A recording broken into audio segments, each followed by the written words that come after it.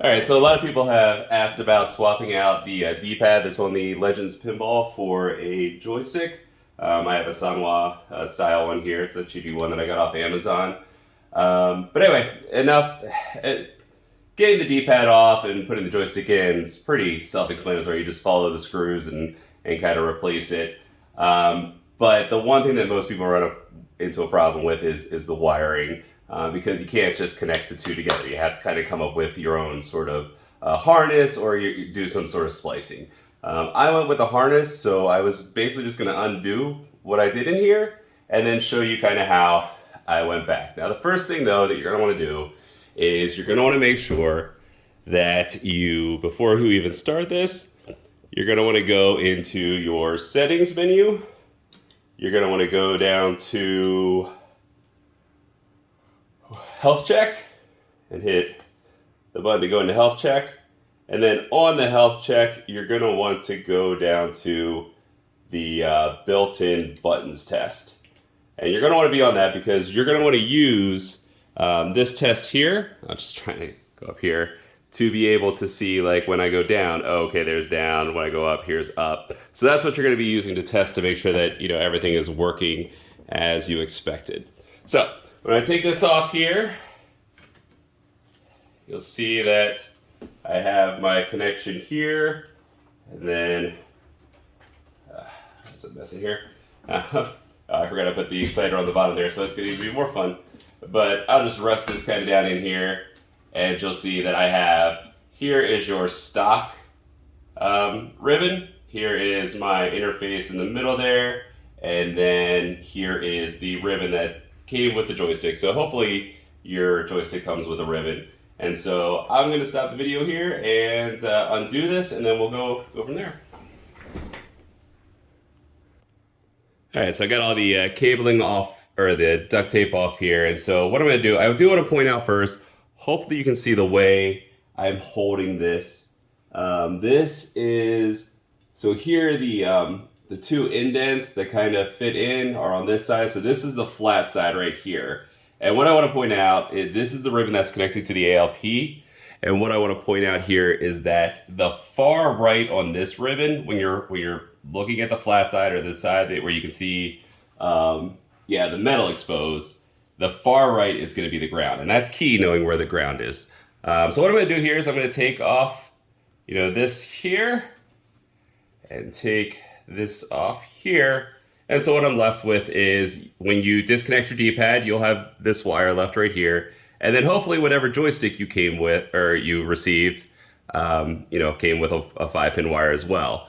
The mapping may be differently depending on what joystick you get. And the one thing I will say, before you even go through this whole mess, just connect it up and see if it works. For instance, I think if you take one off the Gamer Pro, I'm pretty sure that's just plug and play. You just plug it in and it goes. I may be wrong, but I'm pretty sure. So I would first make sure you have to do this before you even try it.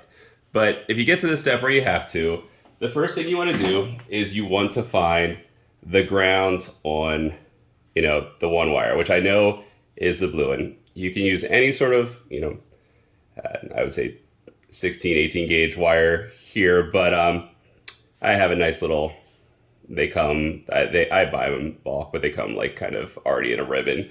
And so you want to first put one in the ground here, and then you want to make sure that you find the ground, the ground was this one. So hopefully these are the same ground, but you're not going to know. So I'm putting it where I know the ground is on the ALP, and I'm putting it where I think the ground might be on this one. But I'm not going to know until I go through here and just connect all these other wires to the ALP. So we're just going to connect everything up to the ALP.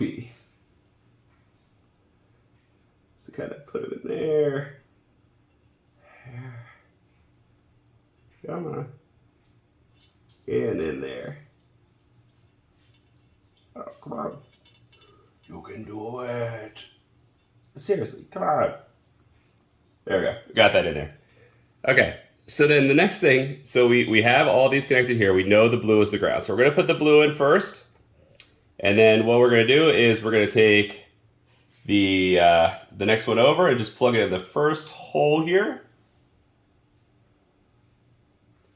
and we're going to see if we get our desired effect. So hopefully you can see the control test here. All right, and so to see if I get the desired effect, I'm actually going to flip it here. And again, I probably should have taken my wires off, but I'm going to press up. Okay, nothing happened. I'm going to press over, nothing happened. I'm going to press down, nothing happened. I'm going to press left, nothing happened. So there, that tells me that I most likely don't have my ground in the right spot. So what I'm going to do is I'm going to kind of flip this around. Usually the ground is on one of the far sides, at least from what I've seen. So I'm going to move the ground to the far other side and kind of then put the one in beside it and do another is this working as it should test. So flip it over, press up, nope, press over, up. Okay, so when I press right, it goes down. I don't want that. But it means I got the grounds lined up right. So what we're then gonna do is just kind of take this and move it over. Take it out, move it over one hole. Do the same. Okay, now my left is down. So we know that we have right, left, so one of these last two has to be down. And we also know that this is right, this is left, so that'll help when we start moving forward. So now let's see. All right, so now that's up. So it's pretty much the last one here is gonna be the down. So I'm gonna put in this last one, and there we go. Now I have down button working. And then I'm going to take the next wire here, and I'm gonna plug it in, let's just say this first hole here. Let's see, so we know that. Okay, so that one is up. So this red wire is up. So all I gotta do is then I remember up was the one right before. It's kind of like a memory game. I remember the up was the one right before the down, so theoretically, yep, now my up and down work. So I have half a working joystick.